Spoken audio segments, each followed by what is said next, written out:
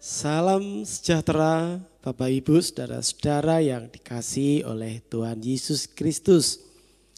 Saya mengajak Bapak Ibu saat ini untuk kita bersaat teduh.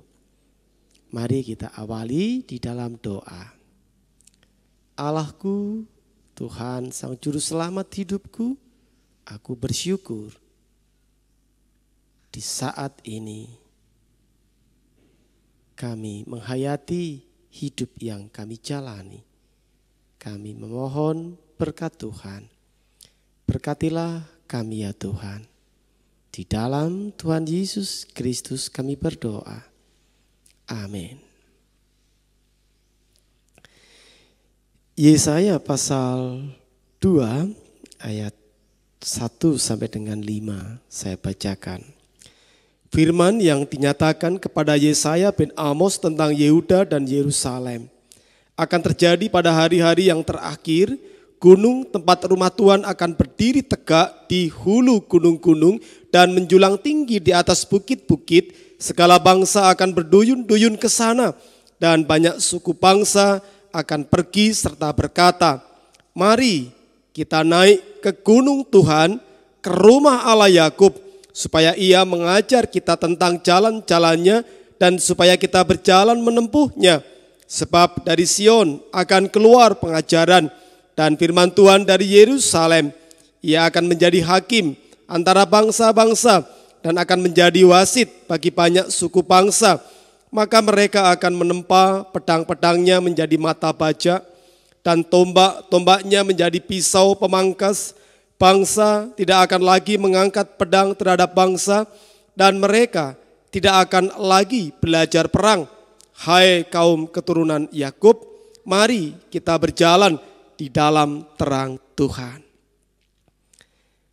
Bapak Ibu saudara-saudara, di kitab Yesaya ini, di pasal 2 ini dituliskan, diajaklah umat untuk naik ke gunung.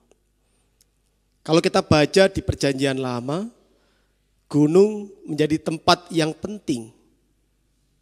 Perjumpaan antara Tuhan Allah dan manusia. Perjumpaan Tuhan Allah dengan para nabi atau orang-orang yang diutusnya. Sebagai masyarakat Jawa, saya juga menjumpai hal yang sama. Beberapa gunung di sekitar kita, di wilayah kita, menjadi tempat-tempat penting juga bagi masyarakat untuk menaikkan doa, untuk mereka menjumpai Allahnya. Jadi ketika dituliskan di sini, mari kita naik ke gunung Tuhan, ke rumah Allah Yakub, adalah sebuah ajakan sebenarnya. Agar hidup ini kita arahkan ke jalan Tuhan. Kita arahkan di dalam ajaran-ajaran yang Tuhan berikan. Nah, dengan demikian bisa kita maknai sebagai sebuah tempat, yaitu berarti adalah hidup ini adalah tempat di mana kita juga menjumpai Allah yang menuntun sehingga akhirnya kemudian kita pun juga menjalani hidup di dalam ajaran Tuhan. Seruan ini disampaikan oleh Nabi Yesaya agar umat pada saat itu ketika mereka diajak untuk naik ke gunung adalah ajakan untuk mereka kembali kepada Allah, menyembah Allah, berbakti hanya kepada Allah. Nah, kita sebagai masyarakat Jawa melihat tradisi-tradisi yang hampir sama, ada tempat-tempat penting yang oleh masyarakat kita dikhususkan. Sehingga kemudian di hari-hari tertentu kita melihat masyarakat kita yang datang ke sana untuk berdoa. Kita melihat masyarakat kita yang membutuhkan tempat untuk sebenarnya mereka dapat mengenali merasakan penyertaan Tuhan. Dan kita saat ini terlebih lagi diperhadapkan dengan pandemi COVID, dalam peribadatan pun kita juga menghadapi banyak hal yang harus kita sikapi pada saat ini untuk kita berpartisipasi mencegah atau juga menghentikan penyebaran virus corona.